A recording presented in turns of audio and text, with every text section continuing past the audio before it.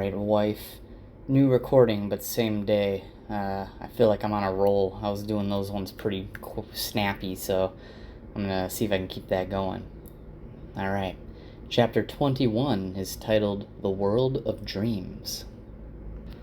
Egwene is in Tar Valon scrubbing dishes and dumping ashes from the furnace and stuff and, doing chores as part of her punishment. And Varen comes into the kitchen and whispers a secret summons to Egwene.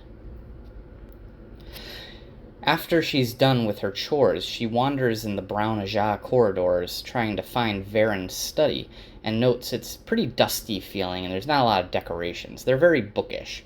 And in fact, when she finds Varen's study, it is completely cluttered with maps and books, glass and metal objects, skulls of different sizes, and a pet owl even. Varen gives Egwene basically a folder with papers detailing information about all the women who left the tower with Liandrin. She also gave over a list of all the Ter Angriel that the Black Aja members took, as well as descriptions for those whose uses are known. Varen says she doesn't really see a point in on this information, because if there was something in it, they would have found it. And Egwene gets a little suspicious of that, but she's like, I trust you, Varen. Alright, well, I'm still going to give it a shot.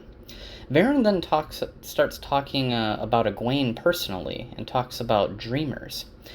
She tells Egwene that Egwene's the first dreamer since 473 years ago. And she starts to explain what being a dreamer is. She draws a map of lines and says that these lines represent the worlds that might be. These worlds and the lives within them are woven into the pattern of the age, as they are currently in the third age. Prior to the breaking of the world, they were in the second age, the age of legends. Now they're in the third age after the breaking. But Varen talks about how in the age of legends, the second age, some people believe there were still even more worlds overlapping with the worlds that might be, and that the Dark One and the Creator exist in all these worlds simultaneously. She also says that there's a third constant. There is a world inside each of these worlds known as Tel Aran Riod, also known as the World of Dreams. She says true dreamers can enter Tel Aran Riod. And Varen suggests, perhaps, if Egwene is a dreamer, that Ter Aran Riod might be a tool Egwene can use to hunt the Black Aja. And she pulls out a ring made of stone and says this is a Ter Angriel, one that we know the use of. It allows easy passage into the world of dreams. But, she warns Egwene, what happens in the world of dreams is real. If you die in the dream, you will be dead. So you must keep this ring secret. Egwene agrees, and off she goes. But not before earlier she asks Varen, what were you reading? And Varen says she was reading a page in high chant about Baalzamon. And the text describes that Baalzamon's name is a name hidden within a name. The chant calls Baalzamon the betrayer of hope, but then names Ishmael the betrayer of hope, Ishmael being one of the Forsaken. Neither of them really know what this means, but I think to the reader at this point, I don't think this is a spoiler, but I think to the reader at this point it is kind of known that Baalzamon is not the Dark One. The Baalzamon that appears to them constantly is Ishmael, sort of pretending to be the Dark One. Anyway, chapter 22 is titled The Price of the Ring. Egwene is walking with her folders and runs into Shiriam, who immediately tells Egwene that she's late for her test to be raised to the Accepted. Quickly, Shiriam pulls Egwene along to the testing Ter Angriel, those 3 arches that Nynaeve stepped in the previous book. Shiriam explains the same things that Nynaeve was told. Novices are given 3 chances at taking the test, and if they refuse a 3rd time, they are put out of the tower. Additionally, if you choose to stop the test at any point after starting it, you will also be taken out of the tower. Elida argues that Egwene shouldn't even be getting to take the test. She's a runaway. But Shiriam says that, Elida, you're the one that demanded to be part of this ceremony today, so shut up and do what the Amyrlin seat says. Egwene removes her clothes since you can't take anything in, and she gets worried that the woman will see the papers Varen gave her, as well as the Ter Angriel, since she can't take that in. So she folds the papers and the ring inside of her clothes and sets them off to the side. As soon as she does so, Alana, one of the other Aes Sedai, says there's some sort of echo inside the archways. But Alana says it doesn't seem a problem, and they begin. And Egwene enters the first arch, which is the time for what was. Egwene is a mother. She's married to Rand with a baby daughter named Joya, and she's studying to replace Nynaeve as Wisdom of Emond's Field. But Rand tells Egwene there's news of war, some invaders called the Shan-Chan, and people using the Aes Sedai in battle. Rand starts to get one of his headaches, as he always gets, something that keeps happening more and more frequently as time goes on, each one growing in pain and honestly bringing about very strange occurrences.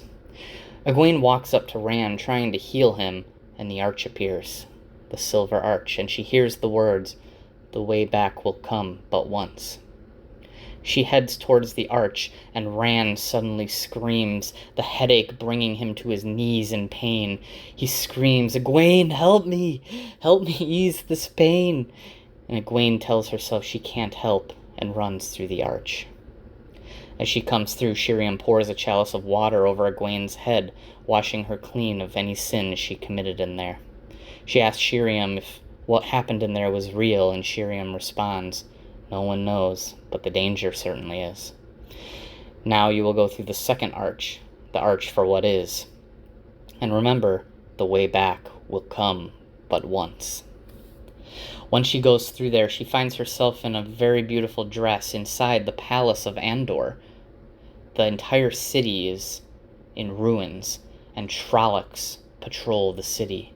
A Myrddraal appears, leading a group of Trollocs hunting someone. She enters the palace and finds Rand pinned beneath a heavy beam. She tells Rand, if I move the beam, everything is going to crash down and kill us both. Rand says he can move it himself, but he can't trust himself. He's holding the madness at bay, but fears if he lets go to move the beam, the madness will take him. He tells her to help him by stabbing him in the heart with his own dagger. Egwene asks, why? Why do this?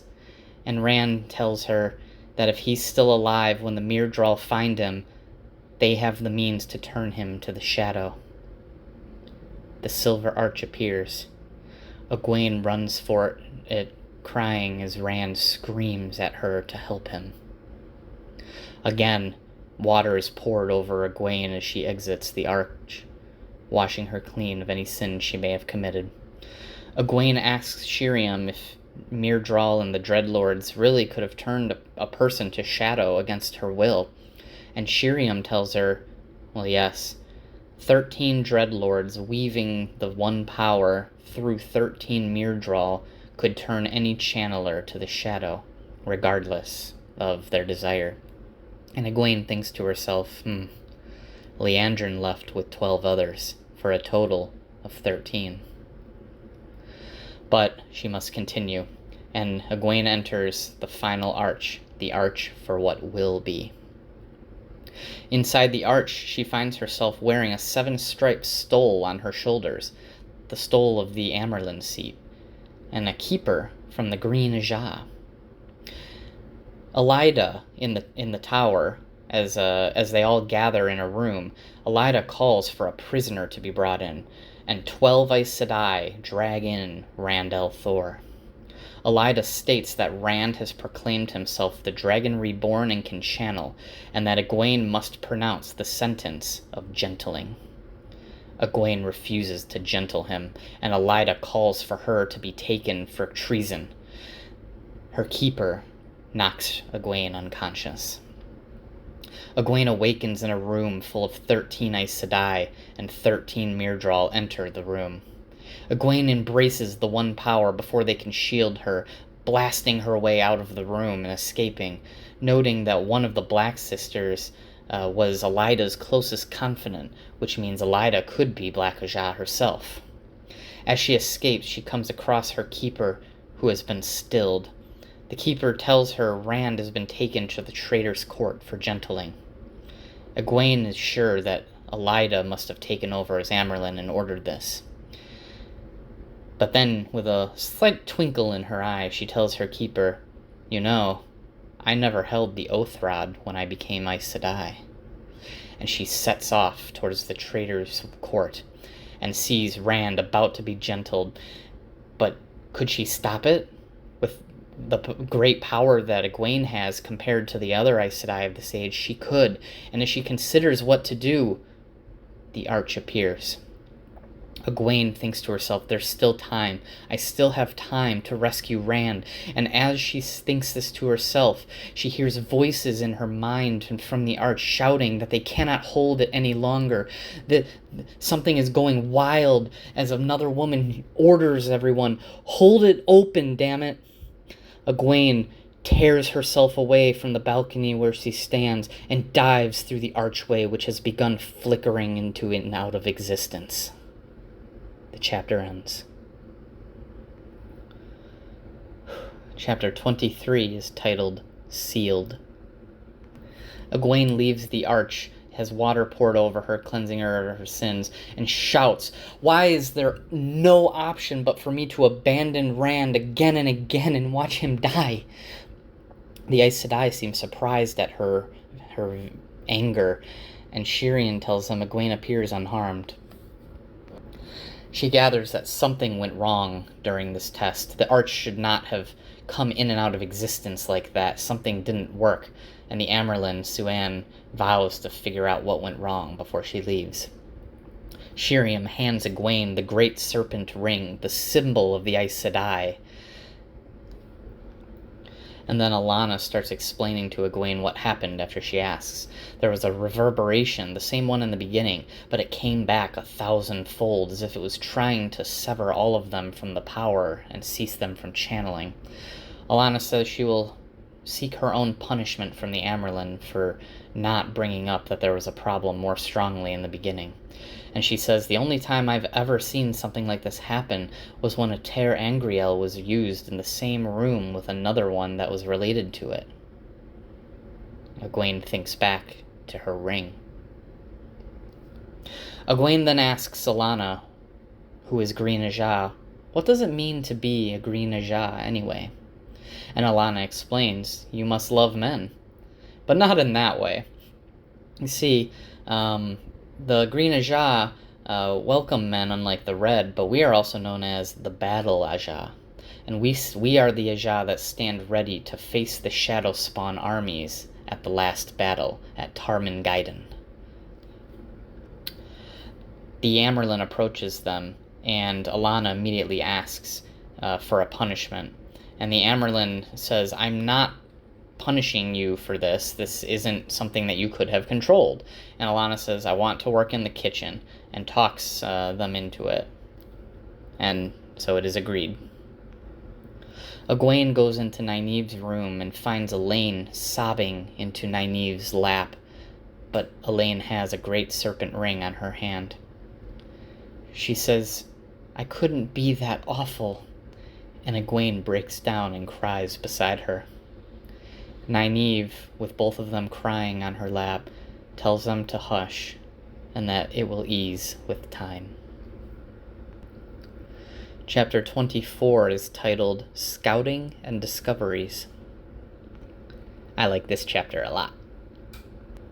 So Mat wakes up from his sleep and he realizes, oh, I still don't have a plan to escape Tar Valon. But he looks in the mirror and he's like, I do look better. I am getting better. Mat gets dressed and takes a cup of dice with him. He's like, maybe I can find someone to gamble with. There's no guard on his door or anything, so he just goes out. And he goes over to a group of guardsmen guarding the way out of the city. And the gate guard says, well, it doesn't matter what questions you ask. You're not getting out of here. Yeah, one of the sisters of the Aes Sedai came to the bridge the night before and made sure we memorized your face and said you're not allowed to leave the city, let alone the island. So Matt leaves and tries, again, and gets the same answer. So he begins wandering the tower grounds. And Matt hears the sound of some practice, some weapons practice in a yard, and he decides to go investigate.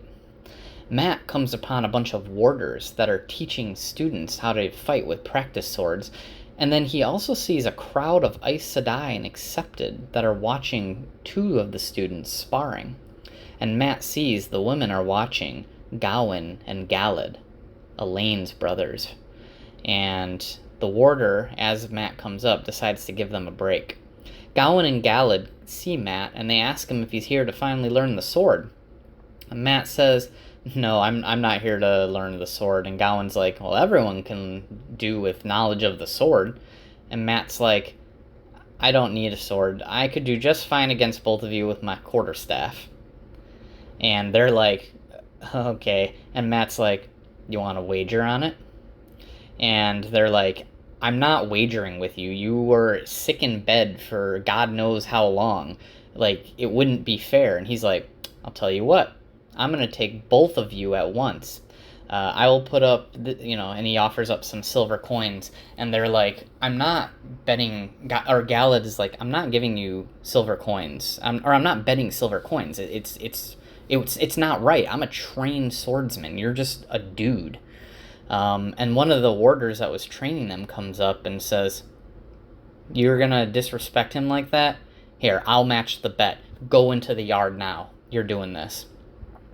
Matt goes over to the weapons rack and picks up a staff, and he says to himself, luck, time to toss the dice. And the warder says, you speak the old tongue.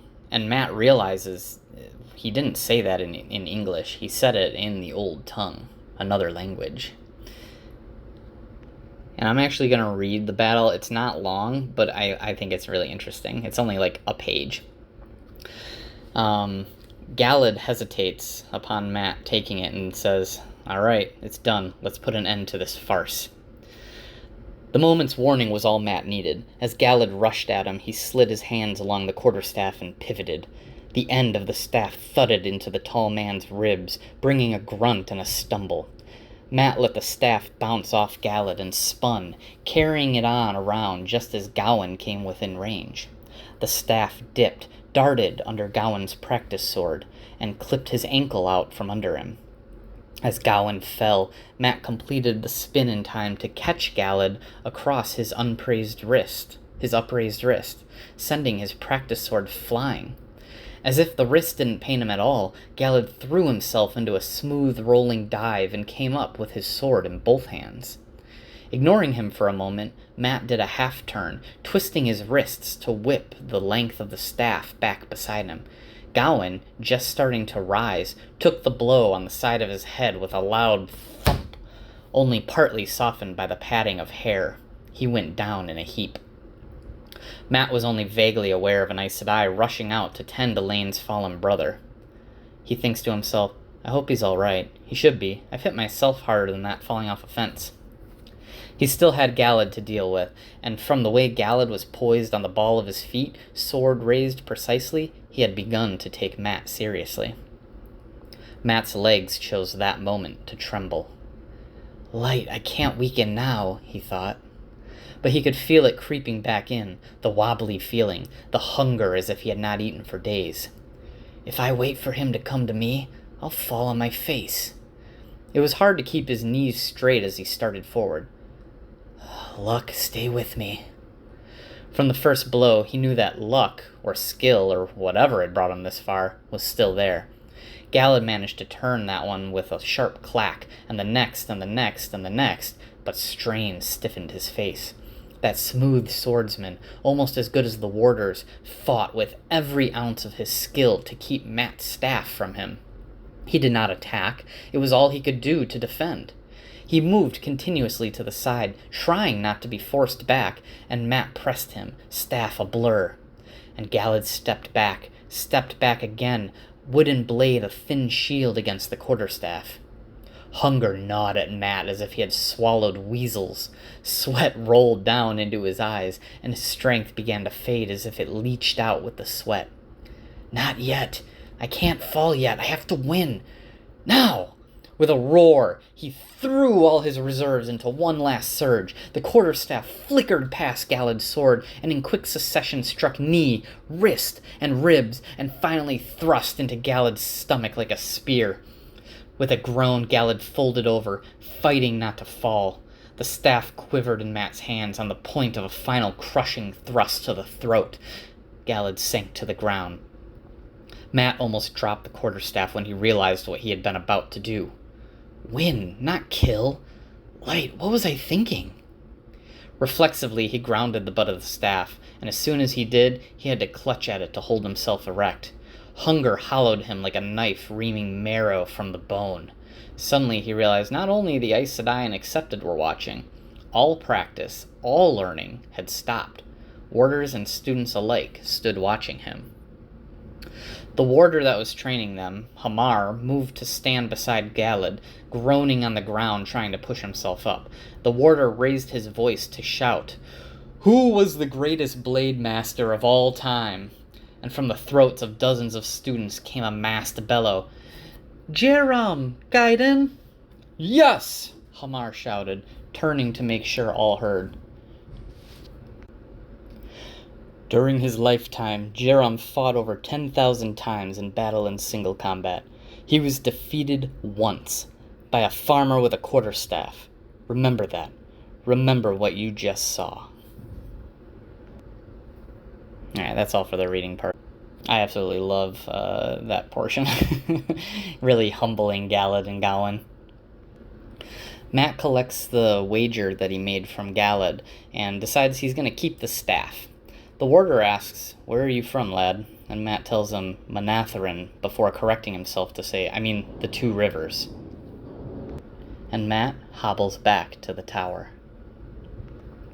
Chapter 25 is titled Questions. We go back to Egwene, who's in Nynaeve's room, and the girls are going over the papers Varen gave them. And Egwene thinks back to some dreams she had, one of the Shan-Chan, and one of Rand reaching for a strange crystal sword as a net falls over him. She dreamed of Rand walking into Shio Ghul, the home of the Dark One, and Rand confronting the Shan-Chan.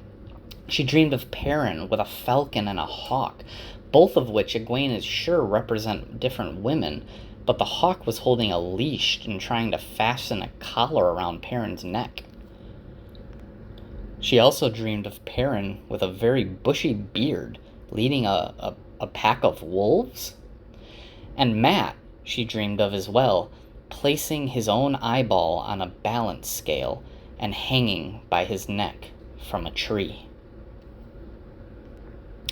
They can't find any pattern in these documents except they notice none of the sisters were of the same... Like, it was two sisters from every Ajah, basically, and none of them were even from the same area.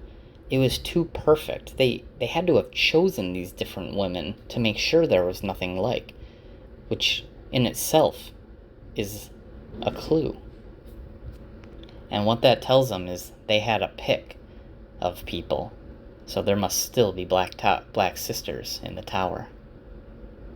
They start studying the Ter Angriel, and more than half of them say their use is unknown, but they were last studied by Corianin Nidil, who was the last person to really study a lot of the Ter Angriel. 4 of them have connections to sleep. Another is a long black rod that says on the notes, "dangerous and almost impossible to control," and it produces something called balefire. But the girls are a little skeptical. Like, how would Varen not have noticed that over half of the stolen ter'angreal had last been studied by Corianin Nidil, the person who studies dreams? Thinking on this, Egwene makes a decision to try her ter'angreal that night. As she makes this decision and they discuss it, Elsie comes in, one of the newer members of the White Tower, and she says she's carrying a message from the Amyrlin saying, we know what storeroom the ter'angreal were taken from, and so you can go there if you want, the Amyrlin said. And then she leaves, and Egwene's like, oh, crap, Elsie can't keep a secret. Why would the Amyrlin trust her with that message? And she runs out into the hallway and runs into a woman dressed in a silver dress who seems to be like extremely beautiful. And she tells Egwene that it's bold to be out here alone in the midst of so many murders. The woman says she saw Elsie running down a nearby corridor and walks off. Egwene starts heading after her, but then quickly looks back and sees the woman in white has completely vanished. Chapter 26 is titled Behind a Lock. Egwene is kind of frustrated. She's like, how could I have lost Elsie? She doesn't know what the hell she's doing.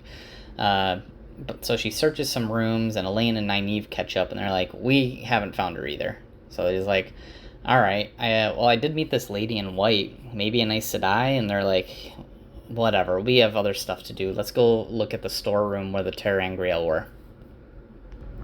They go into the room, and after Nynaeve gets angry at the locks on the door and stuff, she channels and breaks the chain on it.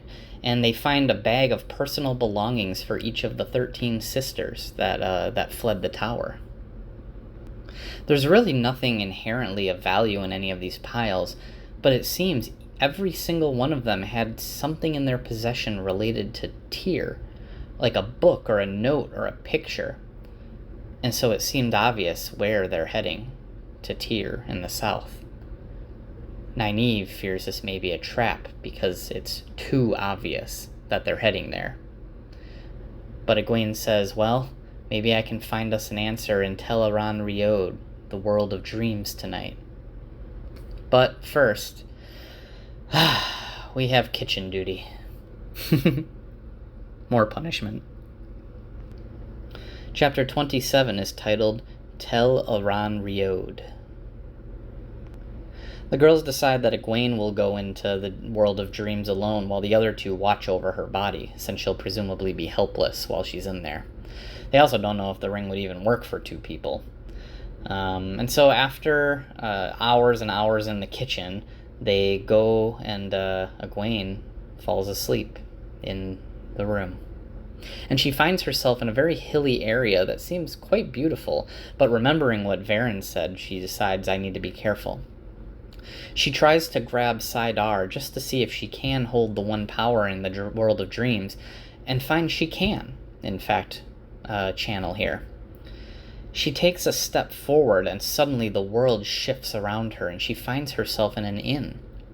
Perrin is there, sleeping in a chair next to what appears to be a very large dog.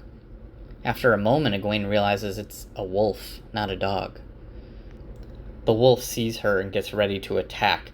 Perrin wakes up just in time to see Egwene before the wolf attacks, and suddenly Egwene finds herself in a dark forest. There's a campfire through the trees.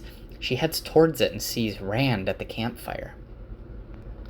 Rand turns and yells, "Who's out there? You've rustled enough leaves to wake the dead, so you might as well show yourself." Egwene steps out and thinks to herself, I did not rustle that many leaves. And she yells, "It's me, Rand. Don't be afraid. It's a dream. I must be in your dreams." And Rand got to his feet so suddenly she stopped dead in her tracks.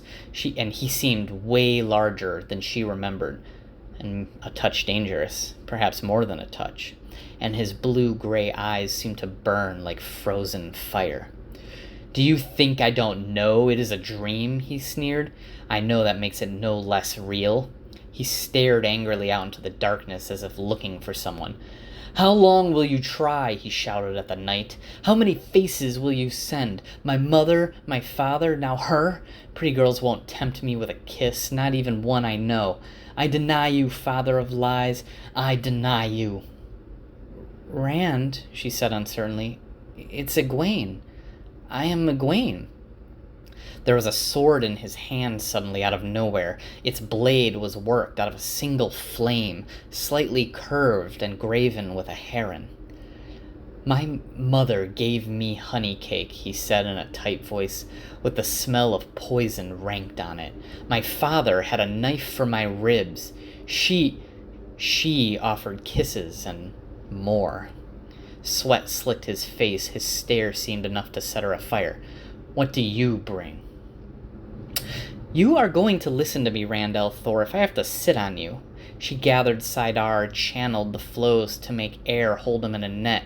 The sword spun in his hands, roaring like an open furnace.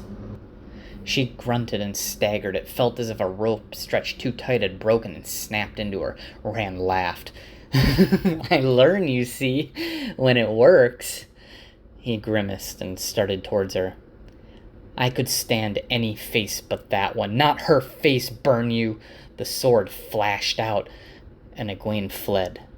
She wasn't sure what it was she did or how, but she found herself back among the rolling hills under a sunny sky, with larks singing and butterflies playing.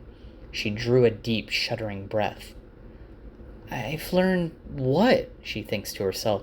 "That the Dark One is still after Rand? I knew that already. That maybe the Dark One wants to kill him? That's different. Unless maybe he's gone mad already, and he does not know what he's saying. Light, why couldn't I help him? Oh, Light, Rand." She took another breath. The only way to help him is to gentle him. As well go ahead and kill him. I'll never do that. Never.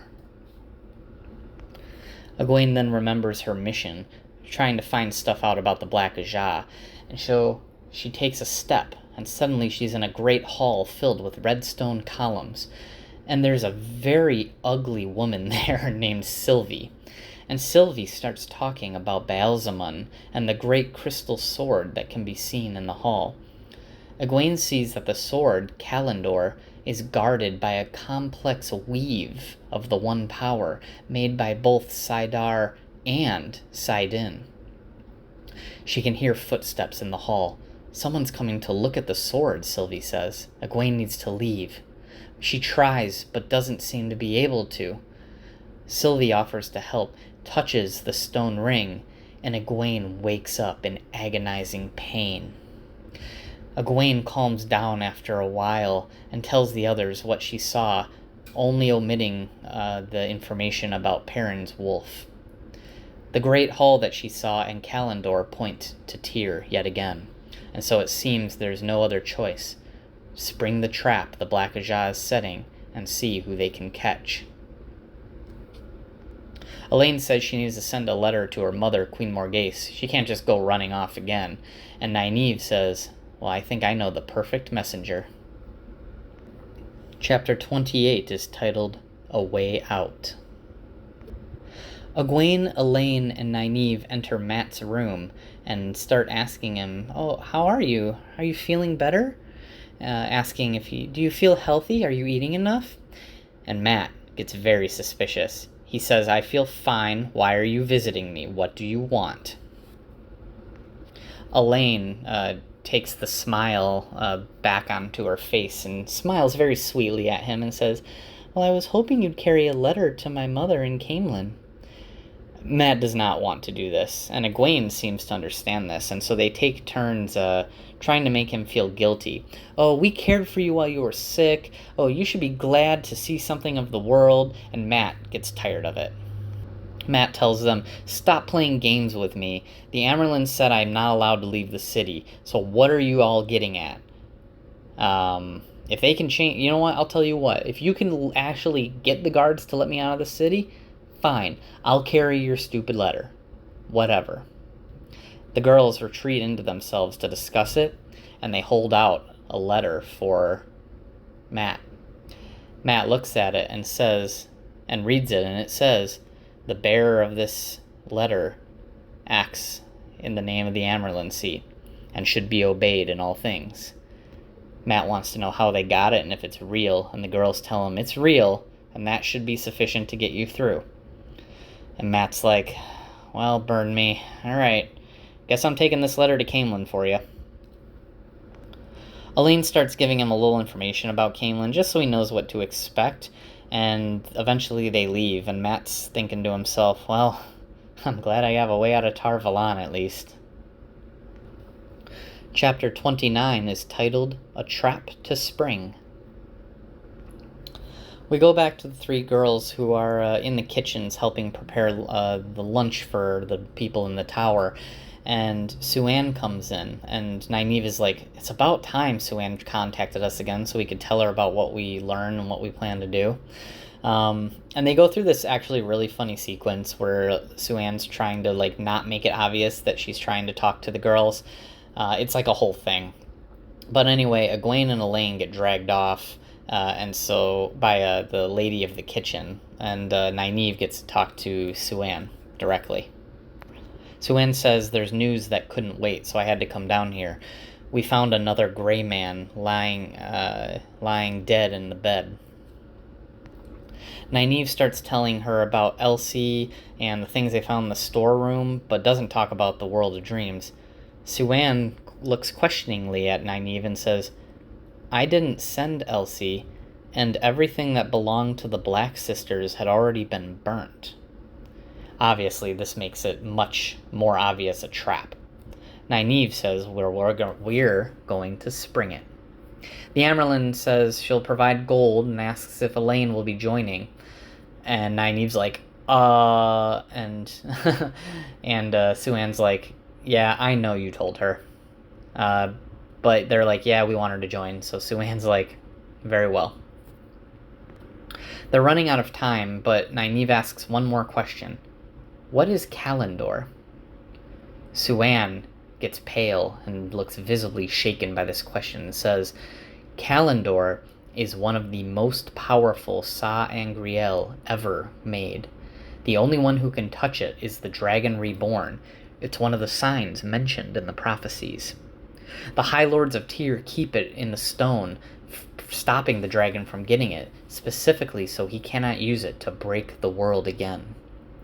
Prophecy says the stone will not fall until the dragon holds Kalendor. However, the Stone of Tyr holds a great number of objects related to the One Power, so it's not necessary that the Black Ajah are going there after Kalendor. They could be going there for anything." Elaine and Egwene come back, and Elaine tells Nynaeve, "Soap tastes horrible." And Nynaeve replies, "Well, it's alright, because we're going to be leaving here as soon as possible." Chapter 30 is titled The First Toss. Matt starts thinking about how to get out of Tar Valon, and he decides to start asking for a lot more food, more than he can even eat, although he does come pretty darn close most of the time. And finally, when the evening comes, he simply walks past the tower guards with all his belongings on his back.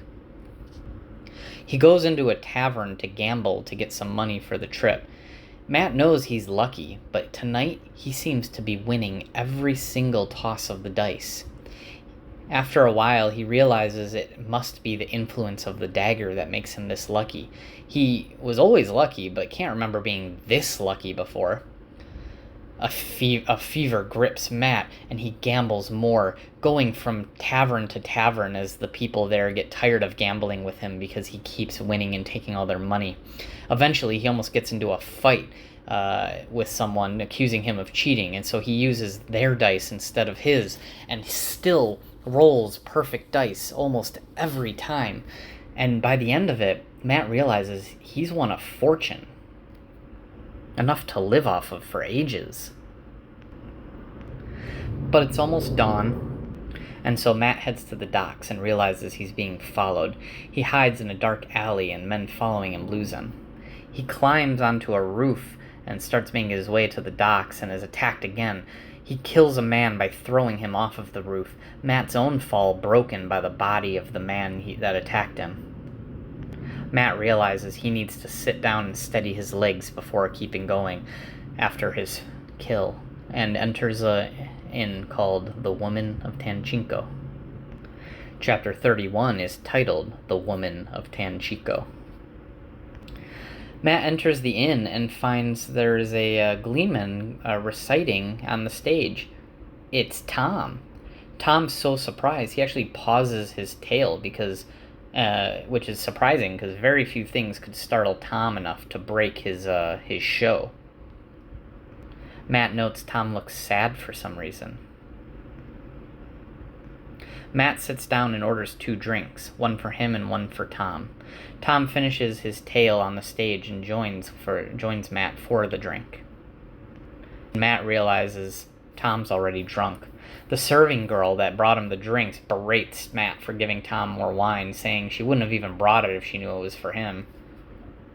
And Tom drunkenly starts telling Matt, "Did I ever tell you that 2 pretty women have loved me in my life?" Matt orders some chicken because he's hungry and tries to get Tom to eat something. Matt asks Tom why he isn't in Carhine still, and Tom says because he killed a man. And there's something about the balance of good and evil. And presumably at this point you would think that means Tom may have been the one to kill King Galdrion as revenge for the death of Denna. Matt tells Tom that he's leaving Tar Valon for Caemlyn and says, you could go with me. And Tom thinks to himself, if Caemlyn would fit my mood like a glove, and says he'd go with. They leave together, and Matt sees that the corpse of the guy that died is no longer there. But it's odd, because why would the city guard move it without at least trying to figure out what happened, right? And so they go to the docks finally and decide to catch the first ship sailing, no matter what ship it is. Chapter 32 is titled The First Ship. Matt and Tom see a ship leaving right now from the dock, and they decide to make a chance of it, and they sprint towards the dock and leap as the ship leaves the dock, barely managing to make the jump. The man at the dock says, "We're not taking you. We have orders to not let you leave Tar Valon." And he shows the paper and says, "We have to leave here." He also gives the boat captain a gold coin for, quote-unquote, the inconvenience of their boarding. The ship captain says, "Well, all the cabins are full. You'll have to sleep on the deck with the crew." Matt pulls out 15 more gold crowns and asks for the captain's cabin and good food. And the captain is like, okay, because that's a lot of money to them. And Matt won a lot of money. As they get settled in the cabin, Matt hears muffled footsteps and picks up his quarterstaff. The door opens and 2 men with knives come in, and Matt quickly kills them both with his quarterstaff. "I've killed 3 men in one night. Light," he says. He goes up onto the deck and finds another assassin, who Matt also kills, and then finds a man sneaking up on him. Tom joins him on deck, and with a dagger thrown, kills the man. They see a small boat tied to the ship and see 2 more dark friends in it. The ship captain, and they jump off the boat and flee as soon as they see Matt there. The ship captain comes back up on deck and is like, "Who are all these dead men?" And Tom says, "Matt killed river brigands who tried to board your ship." And Matt's like, "I'm tired, going to bed, deuces." The perspective shifts to Rand. He's sitting at another campfire, and he's playing his flute that he got from Tom. He thinks to himself about a village he passed a few days ago, where it seemed every single individual in the village that was unmarried got married on the same day. He wonders if he's responsible for that. He thinks about how a bunch of shadow spawn with his friends' faces have been trying to kill him in his dreams, And he thinks about Min, and that, Min would never hurt me, at least. Rand also had dreams about Egwene, Nynaeve, Elaine being captured and hurt, and thought to himself, strangely, he would weep more for Elaine than for the other two. Chapter 33 is titled Within the Weave. We go back to Perrin, Moiraine, and Loial with Lan scouting up ahead. Perrin has managed to keep the wolves out of his head ever since the night where Hopper attacked him in his dream. But they've been riding pretty hard through many villages, many of these villages showing signs of Rand's Ta-Verin influence, of the pattern shifting around him. One town was entirely, every single building burnt to the ground when a lantern dropped in a barn, and everything seemed to go wrong. When the villagers tried to grab buckets to fill with water to dump on the fire, half the buckets that could be found had holes in them. Every single wall that was burning had fallen outwards instead of in, setting houses to each side alight.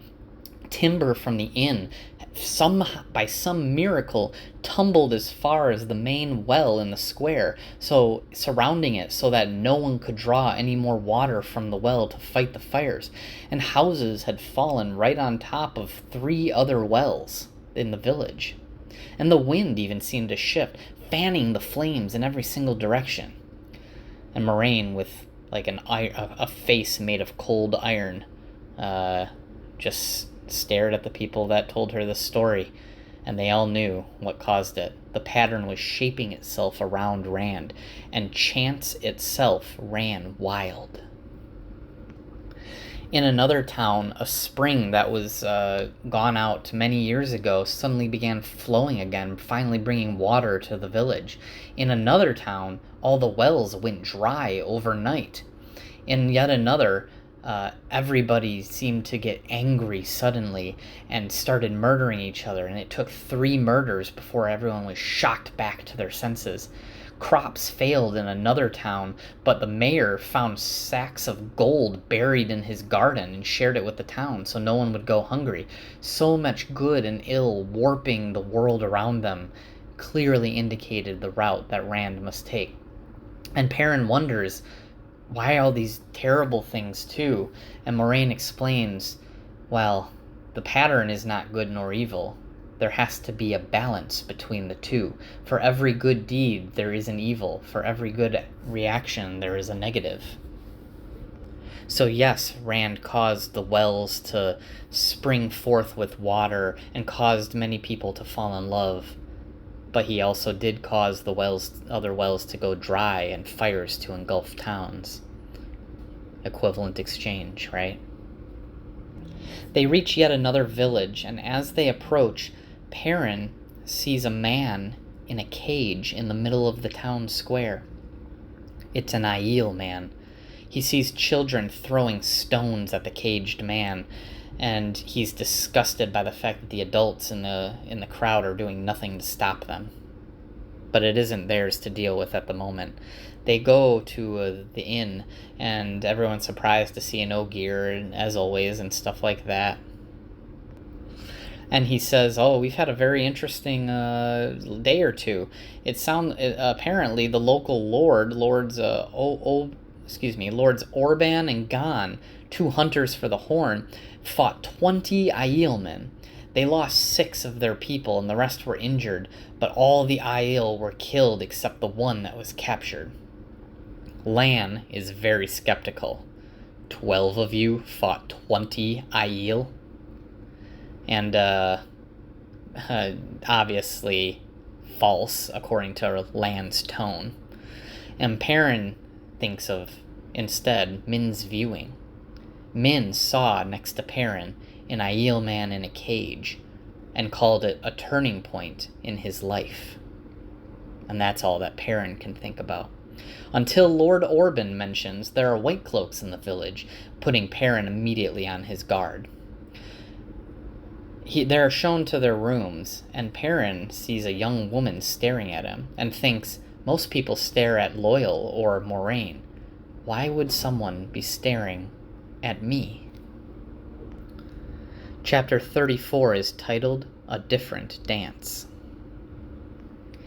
The innkeeper starts making some conversation. He's saying someone's proclaiming that the dragon has been reborn in Gildan.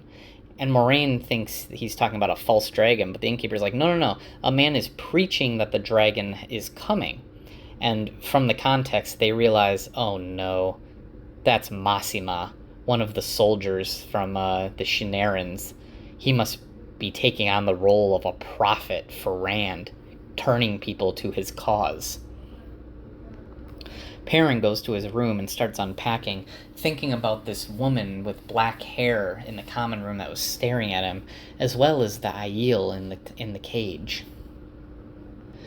Perrin thinks back and thinks he should have stopped the children from throwing rocks at that man in the cage, and decides he really should do something about it.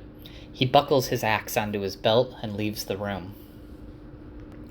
Perrin exits the inn and walks over to the cage holding the Aielman in the middle of the town square, and he slowly lowers the rope. It's very heavy, but Perrin, being a very muscular blacksmith, is able to slowly lower it to the ground. He opens the door of the cage and tells the Aielman to get out. The man steps out and introduces himself as Gaul and says, "I'm a stone dog." Perrin asks, "All right, Gaul, what are you doing so far away from the waste?" Because if you recall, all the Aiel live in the waste, which is far to the east. And Gaul says, "I am looking for he who comes with the dawn." Perrin, understanding that's probably Rand, just makes a comment to Gaul and says, "Well, head towards Tyr. He's probably there."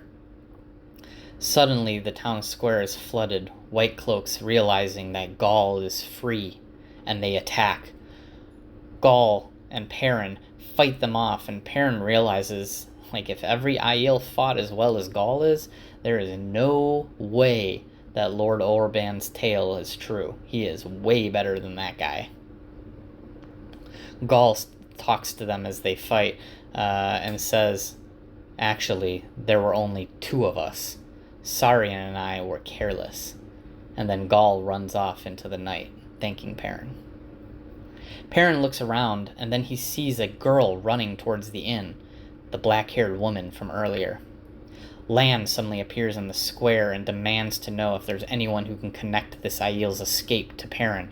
Perrin mentions the girl, and Lan says, "Head back to the inn and pack, now."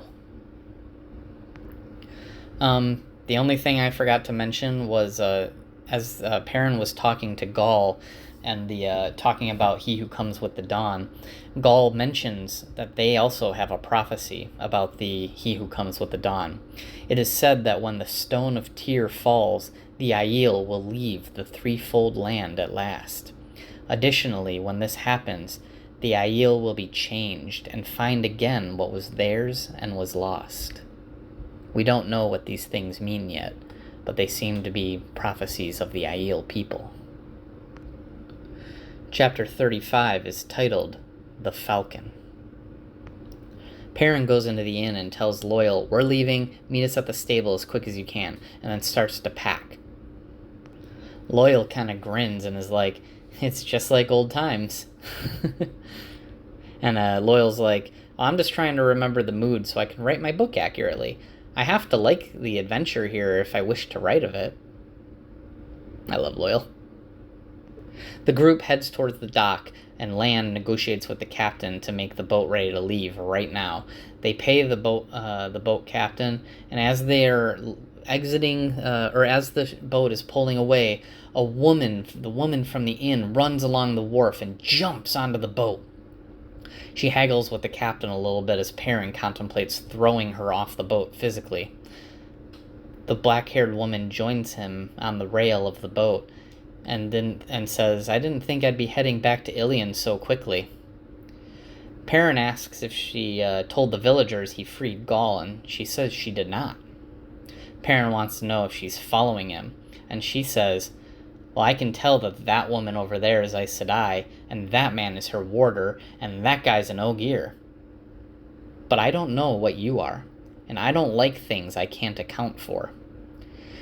She tells him that she's a hunter for the horn, but Perrin doesn't really believe her. And she says, "No, I mean it. I took the oath of the hunt to be a hunter in Ilion, and everyone would know. Every hunter of the horn knows that the horn must be found at the end of a strange trail, and I've never seen one any stranger than the trail you four are making." She says, "I think the horn might be in the Mountain of Mist." And so Perrin tries to be like, "You should probably go to the Mountain of Mist then and try to find it." Perrin asks for her name, and she says, "Mandarb." And Perrin just starts laughing. And she looks very offended that he's laughing at her name, and he says, No. See him over there? Pointing at Lan's horse. That's Mandarb. And her face just gets so red in embarrassment, and she says, "I've been trying to pick a name. That's not my real name. My real name is Zareen Bashir." And he's like, "Well, Zareen, I'm going to go back to my cabin." And then as he's walking towards the cabin, she's like, "But I want to be called Fail. Fail means falcon in the old tongue." And Perrin starts sweating and remembers to himself, another one of Min's viewings involved a falcon, and thinks, "Min, why'd you have to go seeing things?"